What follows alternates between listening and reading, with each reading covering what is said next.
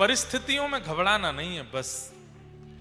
सुदामा जी के घर में एक दिन भोजन नहीं बनता, दूसरे दिन भोजन नहीं बनता, तीसरे दिन भी भोजन नहीं बनता, तो चौथे दिन जैसे तैसे आलू घर में आते हैं या कुछ चावल आदि आ जाते हैं, तो सब बच्चे नाचने लगते हैं। पत्नी कहती है आज तो हमारा सौभाग्य, आज तो भोजन बनेगा। सुदामा जी कहते हैं अरे सुशीला, पत्नी का नाम, आज एकादशी है। 4 दिन से भोजन बना नहीं था और जिस दिन अन्न आया उस दिन एकादशी आ गई, 5वें दिन फिर भूखे। ऐसे सुदामा जी की घर की स्थिति। बच्चे और पत्नियों को तो कष्ट होता, पर सुदामा जी परम प्रसन्न रहते थे। एक दिन पत्नी बोली हमारे घर में खाने के लिए अन्न नहीं होता, हम लोग इतने भूखे प्यासे रहते हैं, आप इतने प्रसन्न क्यों रहते हो? बोले मैं इसलिए प्रसन्न रहता हूं, शास्त्रों में ऐसा वर्णन है कि जिस दिन व्यक्ति व्रत करता है उस दिन ठाकुर जी उसको याद करते हैं। एकादशी का व्रत करते हैं तो ठाकुर जी याद करते हैं। पर देवी हम कितने भाग्यशाली हैं, दुनिया के लोगों को तो महीना में 2 ही बार एकादशी मिलती है, हमारी तो 15-15 एकादशी होती हैं। 15-15 दिन ठाकुर जी हमको याद करते हैं, इसलिए मैं प्रसन्न रहता हूं। देखिए परिस्थिति दयनीय है, पर परिस्थिति में अगर व्यक्ति पॉजिटिव सोच ले, सकारात्मक सोच ले। अब जैसे सिड्डी से उतरे, लड़खड़ा गया पैर, टूट गया। अब नकारात्मक व्यक्ति क्या सोचेगा? नकारात्मक व्यक्ति सोचेगा किसी की बुरी नजर लगी मुझ पे, मैं जब उतर रहा था वो मुझे घूर रहा था, जरूर किसी ने मुझे गाली दी होगी। भोजन करते करते जीभ कट जाती है तो कहते हैं कोई गाली दे रहा है, ऐसे बोलते हैं। ये सब नकारात्मक बुद्धि वाले लोग सोचते हैं ऐसा। आप यहां से उतर रहे थे, नीचे उतरते समय गिर गए, पैर में लग गई, तो मन में क्या सोचा? ठाकुर जी कह रहे हैं बड़ो डोले डाए डाए यहाँ ते मां, चलने कब आराम कर। या हमारे ठाकुर जी ने पाम तोड़वाए दियो कि नेक आराम कर। जीभ कट गई तो ठाकुर जी कह रहे हैं अरे ज्यादा चट्टपनी में आ गया हूं मैं। ठाकुर जी कह रहे हैं नेक चटोरो कम बन, ने क्या जीभ पे लगाम लगाए कर, बहुत बोले बहुत खावे। बच्चे बात ना माने, आप जो कहें वो पालन ना करें। ठाकुर जी यूं कह रहे हैं भैया अगर ये बात मानने लगेंगे तो इनमें तेरी ममता है जाएगी। बचपन से इनको ऐसा बना रहा हूं कि तेरी इनमें ममता ही नहीं बने, तो तेरो इनमें ममत्व ही नहीं होवे। पत्नी अनुकूल, पति अनुकूल हो जाए तो बहुत अच्छा, प्रतिकूल है बिल्कुल जैसे चाहते थे उसके बिल्कुल विपरीत आई है तो भी ठाकुर जी कृपा। जय हो ठाकुर जी, बढ़िया है। आपने ना सुनने वाले पतिदेव, ना सुनने वाली पत्नी प्रदान की। क्यों? अगर ये सुन लेते हमारी तो आपका भजन कैसे बनता, आपकी कथा कैसे सुनते। कई लोग तो कथा में इसीलिए आते हैं क्योंकि संसार उनका होता ही नहीं है, संसार उनका बन ही नहीं पा रहा है, तो क्या करें, चलो कुछ नहीं तो कथा ही सुने। हमें हर स्थिति को सकारात्मक रूप से स्वीकार करो। सुदामा जी, आज पत्नी को पता चला कि इनके बचपन के सखा कृष्ण हैं, तो जिद करने लगी मिलने जाइए ना। नहीं नहीं देवी मैं नहीं जाऊंगा। क्यों? आप तो इतना भजन करते हो, उनका मिलने जाने में क्या दिक्कत है? अरे मेरे तन की स्थिति, मेरे वस्त्र, मेरी परिस्थिति देख करके 2 बातें हैं। एक तो कृष्ण को कष्ट होगा कि मेरे सखा की कैसी स्थिति हो गई, और दूसरा कहीं मेरी स्थिति देख करके वो ये ना विचार करे कि मैं उससे कुछ मांगने आया हूं। ये दोनों विचार यदि आ गए ना, तो जो मेरा कन्हैया को प्रेम है वहां में खटास आ जाएगी। या हमारे मैं कन्हैया के पास ना जा रहा हूं, मैं तो दूर से ही वहां को याद कर लूंगा। अयम ही परमो लाभो उत्तम श्लोक दर्शनम। सुदामा जी कहते हैं मैं तो रोज नेत्र बंद करके लाला को दर्शन करूं, पास में जावे की आवश्यकता कहां है। सुशीला जी बोली आप अपने लिए विचार कीजिए। अरे सखा हैं वो आपके, कभी ऐसा नहीं करना चाहिए किसी को सखा बनाए फिर मिलो जिलो ही ना, एक बार तो जाना चाहिए, जाइए ना। देवी एक बात और है मेरे मन में। क्या? मैं जाऊं तो खाली हाथ कैसे जाऊं? हमारे घर में तो कुछ है नहीं देने लायक, और मित्र के यहां, वैद्य के यहां, पुत्री के विवाहित हो जाने के बाद उसके घर, गुरु के घर खाली हाथ नहीं जाते, कुछ लेके जाना चाहिए। सखा के यहां खाली हाथ कैसे जाऊं? सुशीला गई, कुछ घरों से कुछ चावल मांग लाई, एक पोटली बना दिया, जानबूझ करके अलग अलग घर से लेकर के आई। चाहती तो एक ही घर से पोटली बन सकती थी, जानबूझ करके लेके आई कि अलग अलग चावल होंगे तो कृष्ण देखेंगे तो उन्हें पता चल जाएगा कि एक भी सुदामा के नहीं है। फटी पोटली में धर दिए। मन तो नहीं है सुदामा जी का, लेकिन जिद करके सुशीला जी ने भेज दिया। बंधुओं, एक ही गुरु के दो शिष्य, एक कृष्ण एक सुदामा, एक सोने की नगरी द्वारिका के राजा और एक टूटी हुई झोपड़ी में रहने वाले सुदामा। ऐसा क्यों? क्या गुरु कृपा में कोई कमी है? नहीं, गुरु कृपा में कोई कमी नहीं है। भृगु ऋषि आए थे एक बार सांदीपनी गुरुकुल में भिक्षा मांगने के लिए, और तभी गुरु मां थी घर गुरुकुल में। उन्होंने मन में विचार किया कि ये तो ऋषि हैं, इनको तो सब जगह से भिक्षा प्राप्त हो जाएगी, पर गुरुकुल में जो सामग्री है वो तो बच्चों के लिए है, विद्यार्थियों के लिए है। तो उन्होंने ऐसा कह दिया, गुरुदेव आज कहीं और से भिक्षा ग्रहण कर लीजिए, गुरुकुल में कम सामग्री है, इतनी उपयुक्त सामग्री नहीं कि मैं आपको पवा सकूं। ऋषि तो वहां से चले गए, लेकिन दिव्य दृष्टि से देखा इतना बड़ा गुरुकुल सांदीपनी जी का, और यहां पर भिक्षा देने के लिए कुछ भी नहीं है। तुरंत दिव्य दृष्टि से देखा तो कुछ चनों की पोटलियां दिखी, जो कि गुरु मां ने कृष्ण सुदामा के लिए रखी थी कि दोनों वन में जाएंगे लकड़ी तोड़ने के लिए, तो भूख लगेगी तो पालेंगे। उसी समय ऋषि ने शापित कर दिया उन चनों को। मैं शाप देता हूं, जो भी इन चनों को पाएगा उसके जीवन से लक्ष्मी चली जाएगी, वो लक्ष्मीहीन हो जाएगा, श्रीहीन हो जाएगा। और वहीं एक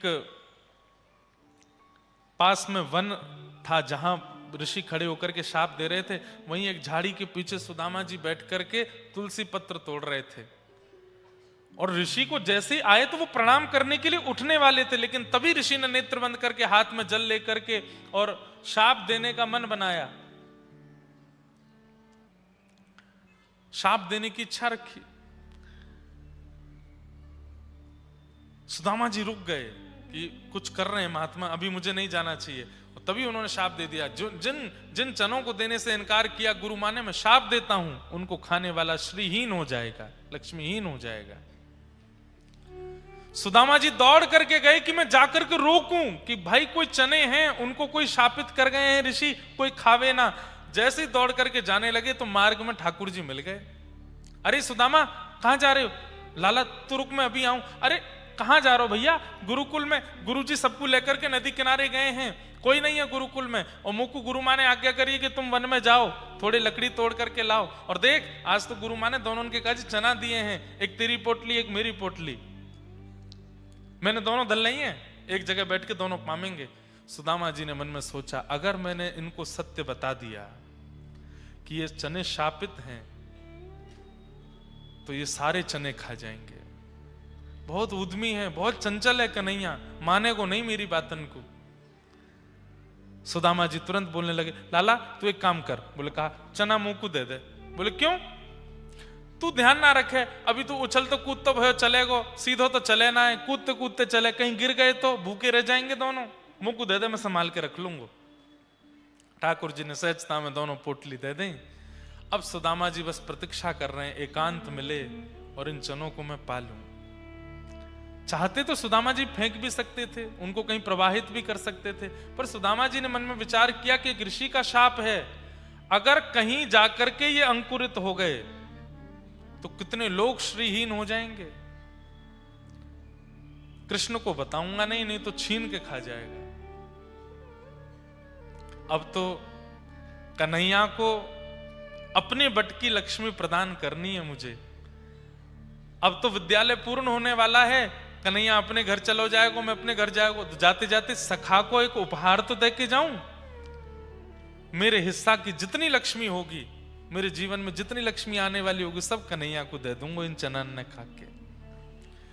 और एक वृक्ष था, ठाकुर जी नीचे कुछ बीन रहे थे, जोर की वर्षा होने लगी, सुदामा जी तुरंत उस वृक्ष के ऊपर चढ़ गए, नीचे से ठाकुर जी बोले, सुदामा मैं हूं, आ रहा हूं, यहीं बैठ के चना खाएंगे डाल पे। ठाकुर जी धीरे धीरे ऊपर चढ़ रहे थे और सुदामा जी जोर जोर से जल्दी जल्दी सारे चने पा रहे थे कि कहीं कन्हैया आवे तब तक बचे नहीं। सुदामा जी के पास जब ठाकुर जी पहुंचे तो सुदामा जी का पूरा मुंह फूल रहा है, पूरे चने भर लिए अपने मुख में। ठाकुर जी बोले, है रे ये कैसे बंदर सो बन गो, मेरे चना कहाँ है? सुदामा जी के नेत्र सजल हैं। अरे मैं तो पूछ रहा हूं मेरे चना कहाँ है? सुदामा जी ने दोनों पोटली दिखाई, खाली हैं, और ठाकुर जी को हृदय से लगा लिया। ठाकुर जी बोले, दूर हट, तेने काय को खाए? मैया ने दोनों उनके काजे दिए ना। अरे तो को इतनी जोर की भूख लगी तो मुंह से मांग ले, तो मेरे बटके काय को खा गयो? सुदामा जी कुछ नहीं बोले। ठाकुर जी रूठ करके चले गए सुदामा जी से। सुदामा तू को मैं कब ते जानू, लेकिन तू ऐसे स्वभाव को तो नहीं है, अपनी रोटी मुंह को खवावे वारो तू वो सुदामा है, आज तू मेरे चनान ने खाए गयो। मुंह को ये स्वभाव अच्छो ना लगे। ये दूसरे को अधिकार मार के खाने वारो, दूसरे को अधिकार लेवे वारो, हड़प्पे वारो, ये व्यक्ति को अच्छो गुण ना है। आज चनान को हक ले रो, कल को ना जाने कैसे कैसे बड़े हकन को तू ले लेगो अपने पक्ष में। ये गुण अच्छो नहीं है सुदामा।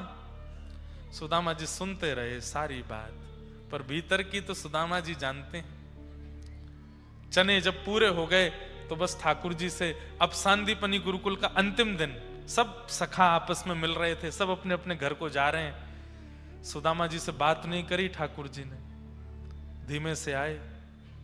सुदामा वैसे तो तोते मुंह को नाराजी रहना चाहिए, लेकिन तैने मेरी इतनो प्रेम कियो मुझसे, पूरे गुरुकुल के सत्र में मुझको तेरी बहुत याद आवेगी, चल मेरे हृदय लग जा।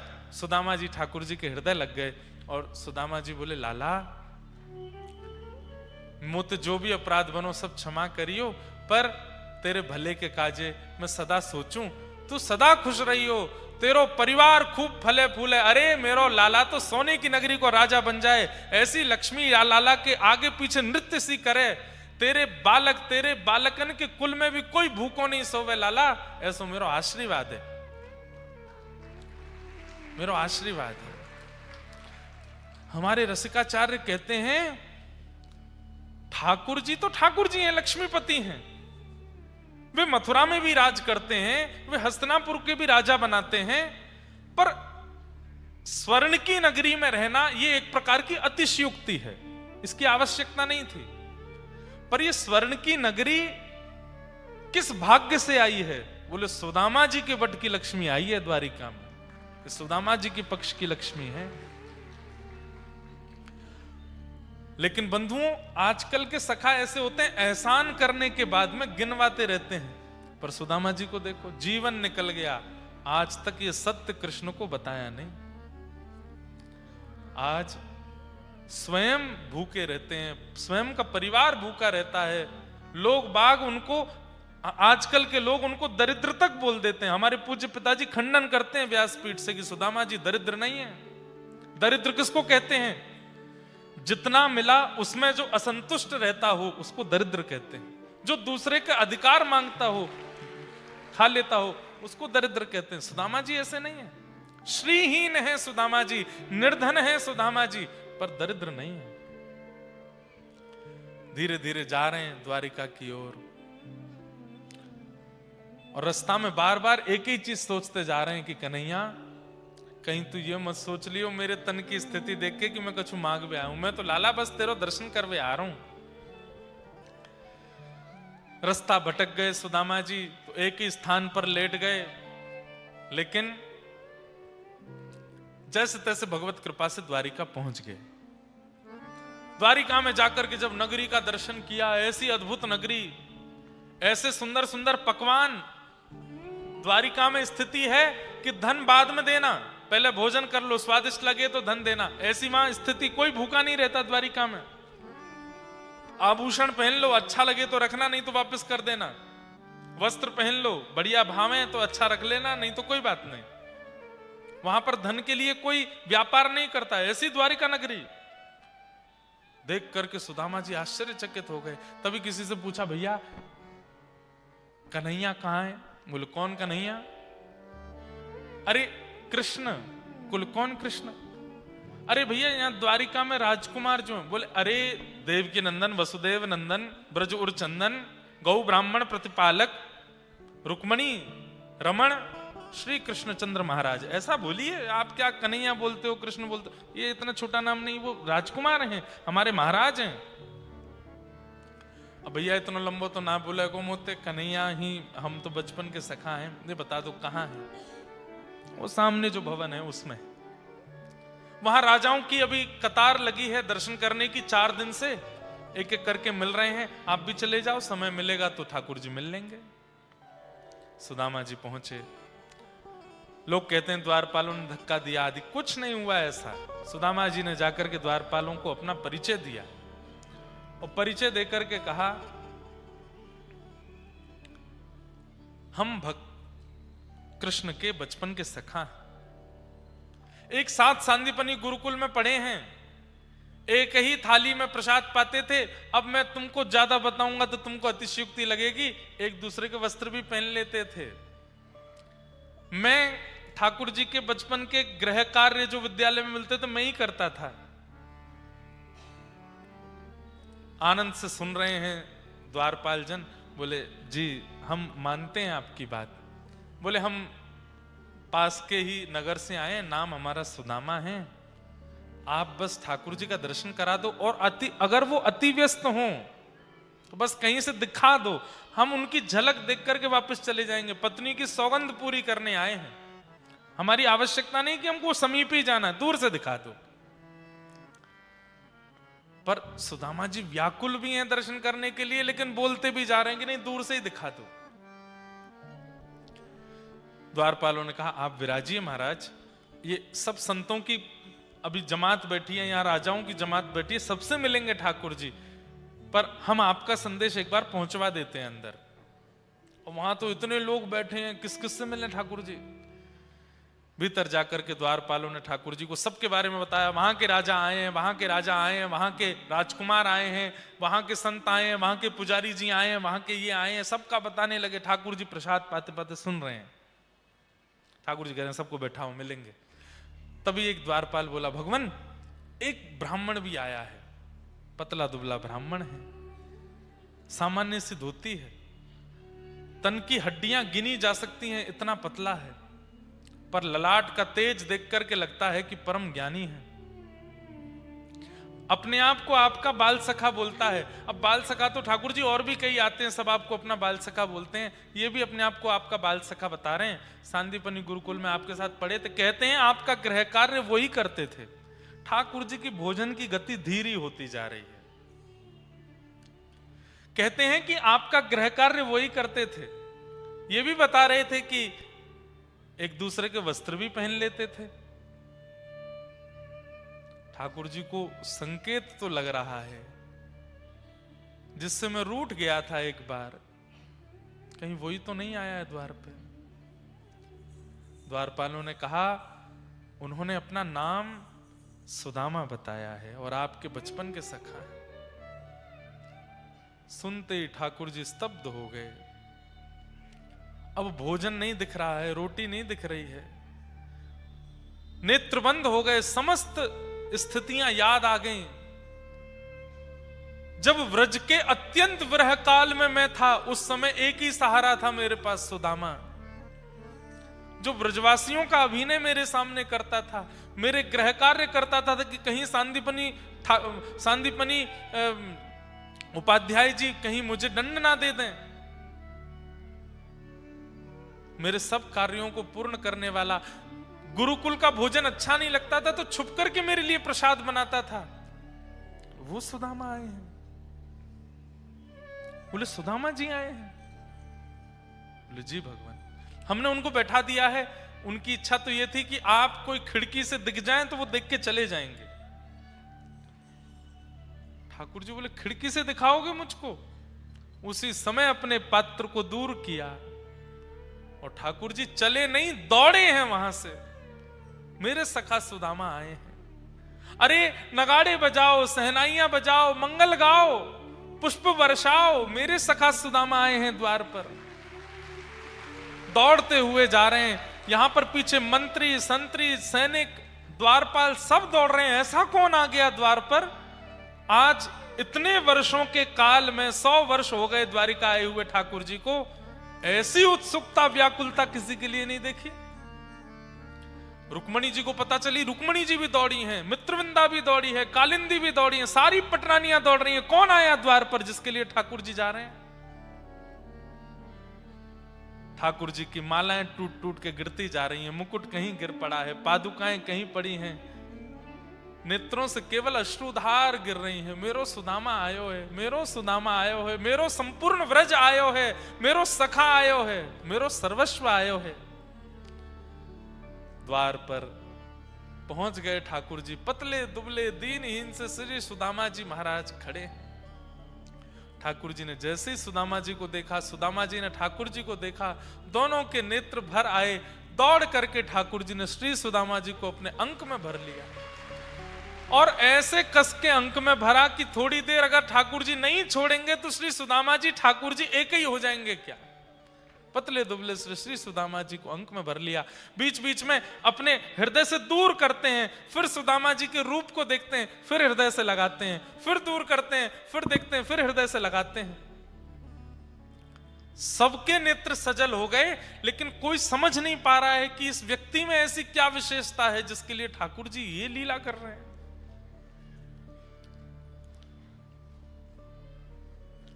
भगवान ने कंधे पर हाथ रखा, नेत्रों से अविरल अश्रुधार गिर रही है ठाकुर जी के, और प्रसन्न मुद्रा में कभी कभी नाचने लग जाते हैं सुदामा जी का हाथ पकड़ करके, कभी चलने लगते हैं, कभी फिर रोक करके हृदय से लगा लेते हैं। मेरो सुदामा आयो है, रुक्मणी देखो मेरे सखा सुदामा आए हैं, अरे मंत्री जी देखो ये सुदामा जी आए हैं, सबको परिचित करा रहे हैं। लेकर के अपने भवन में जाने लगे। सुदामा जी को तो इतना संकोच हो रहा है, इतने बड़े बड़े लोग सुदामा जी को ऐसे टकटकी लगा करके देख रहे हैं। सुदामा जी कहीं से अपनी धोती छुपा रहे हैं, कहीं से अपनी पोटली छुपा रहे हैं, कहीं मेरी दुर्बलता देख करके कोई कृष्ण पर प्रश्न ना उठाए। बताओ कैसा व्यक्ति, उसको इतना प्रेम कर रहे हैं।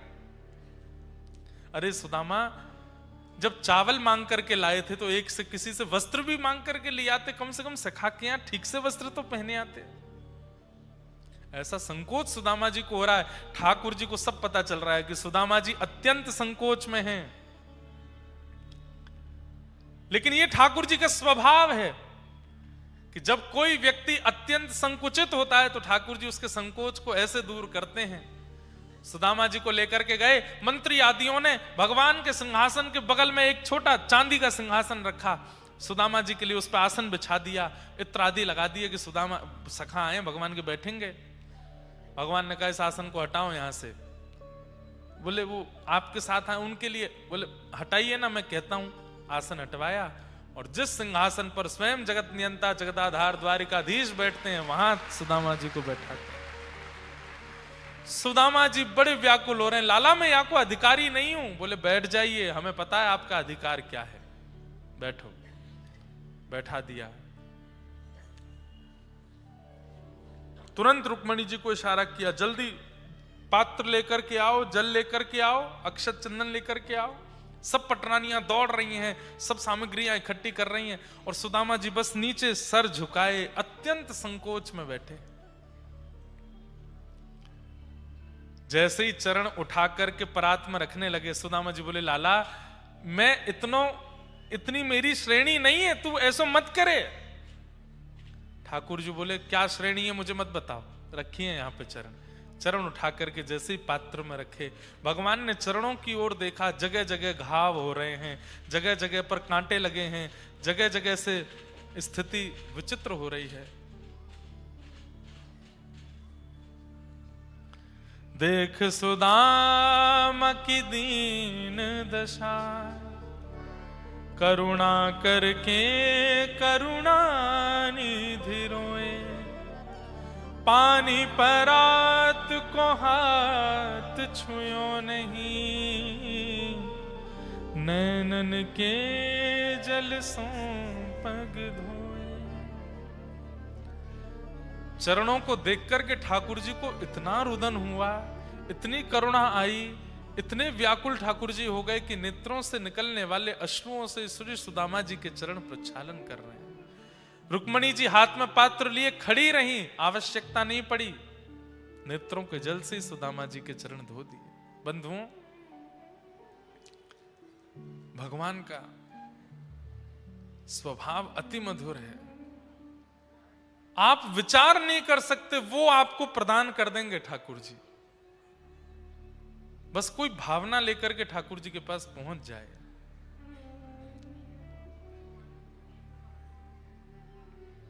श्री सुदामा जी महाराज के चरण धोए और चरण धो करके चरण के जो प्रक्षालित जल है ठाकुर जी अपने मुख में पान करने लगे। देख करके सुदामा जी तो अत्यंत और ज्यादा संकोच में आ गए, दौड़ करके तुरंत हृदय से लगा लो, लाला ये सब मत करे, बोले कि पवित्र हो जाएंगे हम भी। रुक्मणी ये सारा जल इकट्ठा करो, सबको दे दो और पूरी द्वारिका में इसको छिड़काव करवा दो, हमारी द्वारिका पवित्र होनी चाहिए। ऐसे महापुरुष सुदामा जी आए हैं, हमारी द्वारिका की पवित्र होनी चाहिए। सब लोगों के नेत्र सजल हो गए और सब सुदामा जी को अब प्रेम भरी दृष्टि से देखने लगे कि निश्चित ही सुदामा जी अत्यंत श्रेष्ठ हैं, तभी ठाकुर जी इतना मंगल कर रहे हैं। भगवान सुदामा जी से नीचे बैठ के अपनी गोद में चरण रख के सुदामा जी की वार्ता कर रहे हैं। कैसे हैं आप? सुदामा जी बोले, लाला मैं ठीक हूं, तू बता कैसा है? बोले मैं भी ठीक हूं। अच्छा ये बताओ आपका ब्याह हो गया? सुदामा जी बोले, लाला हाँ मेरा ब्याह है गयो, 2 भतीजे भी हैं तेरे। अच्छा मेरे भतीजे भी है गए? बोले हाँ। मुकु नाई बुलायो ब्याह में? लाला अब तो इतना बड़ा आदमी है और वहां हमारो ब्याह तो ऐसा भयो कि बराती घराती सबरो भोजन पाए गए, दुल्हा दुल्हनी 3 दिन भूखे रहे, इतनो भी भोजन ना हो कि हम पा सके। अब तो बुलाते तेरे संग इतने हाथी घोड़ा कहां से करते व्यवस्था? या मैं लाला मैंने तो संकोच के मारे ना बुलायो, तेरे नाम से पत्रिका लिखी और मैं अपने घर के मंदिर में ही धर दी, यहां ना भेजी कि कहीं आ गए हो तो कैसे करूंगा व्यवस्था। अच्छा लाला मेरी बात छोड़, तेरो है गो ब्याह? ठाकुर जी बोले यही मत पूछो बस। ना ना लाला बता दे, नहीं तो मैं ढूंढू कोई छोरी तेरे काजे, तू बता दे तेरो ब्याह ना भयो हो तो। ठाकुर जी बोले हो गया हमारा भी। अच्छा भाभी कहाँ है? ठाकुर जी बोले अभी मिला दूंगा ना, एक देर बैठे हो थोड़े सुस्ता लो। ना ना मुझे तो भाभी तो मिला, पहले भाभी देखूंगा मैं कैसी भाभी आई है। हम बे वहां गुरुकुल में बैठो बैठो क्यों करते हो, तोता जैसी नाक होगी, बड़ी बड़ी आंख होंगी, ऐसी तो ब्याह करूंगा, दिखा तो सही कैसी है। अच्छा बिराजो। ठाकुर जी ने सब इशारा किया, आ जाओ सबरी लाइन लगाओ। मैं रुक्मणी प्रणाम। सुदामा जी बोले अच्छा जे है, बहुत सुंदर, प्रसन्न रहो। रुक्मणी जी हटी। मैं जामवती प्रणाम। प्रणाम करके अच्छा मैं सत्यभामा, मैं मित्रविंदा, मैं कालिंदी, मैं लक्ष्मणा। करते करते करते सुदामा जी सबन को आशीर्वाद देते जा रहे हैं। 500 पत्नी प्रणाम कर गई भगवान की। 1 आध घंटा है गयो, सुदामा जी ने कमर पकड़ी। लाला ये सबरी अपनी है? ठाकुर जी बोले और नहीं तो क्या, सब अपनी है। बोले 500? बोले 500 नहीं, अभी 16,108। बोले सबरी अपनी है? बोले हाँ। बोले एक तो ये सभागृह, एक बगल में और है, वहां बैठी हैं, वो वहां के बगल में बैठी हैं। 4-5 दिन लगे। देव की मैया को कभी कभी मन करे सबरी भगवंत मिलूं तो 1 महीना लगे पूरा सबरी भगवंत मिलू। सुदामा जी बोले लाला पति तो अकेलो तू ही है ना? बोला पति अकेलो मैं ही हूं। एक काम कर लाला। बोले कहा इतनी ने आशीर्वाद दूंगो तो आशीर्वाद समारोह के बीच में ही वैकुंठ गमन है जाएगो मेरो तो। एक काम कर लाला। बोले कहा पत्नी अगर कोई को प्रणाम नहीं कर पावे तो वहां को पति अगर प्रणाम कर ले तो पति को प्रणाम पत्नी को भी मिले, तू मुझे प्रणाम कर ले, मैं तो आशीर्वाद दे दूंगा। और ये पहली बार घटना घटी है द्वारिका में 16,108 पत्नियां सामने खड़ी हैं और सबके मध्य में श्री ठाकुर जी खड़े होकर के एक दूसरे का जैसे स्पर्श कर लेते हैं, अभिषेक के पीछे खड़े होते हैं सब लोग, हाथ लगा लेते हैं, ऐसी सब पत्नियों ने ठाकुर जी का स्पर्श किया और श्री ठाकुर जी 16,000 पत्नियों सहित दंडवत साष्टांग श्री सुदामा जी को प्रणाम कर रहे हैं। और श्री सुदामा जी महाराज ठाकुर जी को आशीष प्रदान करते हैं, हृदय से लगाते हैं, लाला अब मैं कहा आशीर्वाद दूं और ब्याह है जाए तेरे? नहीं नहीं भैया इतना ही बहुत है। लाला वैसे तो पूरा विश्व तेरो, पूरे विश्व को तू पति है, 16,108 तो बहुत छोटी रकम है, पर लाला तू ऐसी आनंद करे, ऐसी सुख में रहे, कोई तो कोई दिक्कत नहीं हो। अच्छा भाभी ने मेरे काज कहा भेजो। सुदामा जी को अब संकोच हो गया, ये पोटली तो नहीं देनी, पर ठाकुर जी ने छीन ली। पोटली खोल करके जैसे ही पाने लगे, पोटली देख करके ठाकुर जी समझ गए थे कि सुदामा जी के पास कुछ भी नहीं है अपना। भगवान ने कहा इंद्र की संपत्ति मैं सुदामा को देता हूं, कुबेर का जितना साम्राज्य है सब सुदामा जी के नाम करता हूं, सुदामा जी का भी साम्राज्य कुबेर जैसा होगा।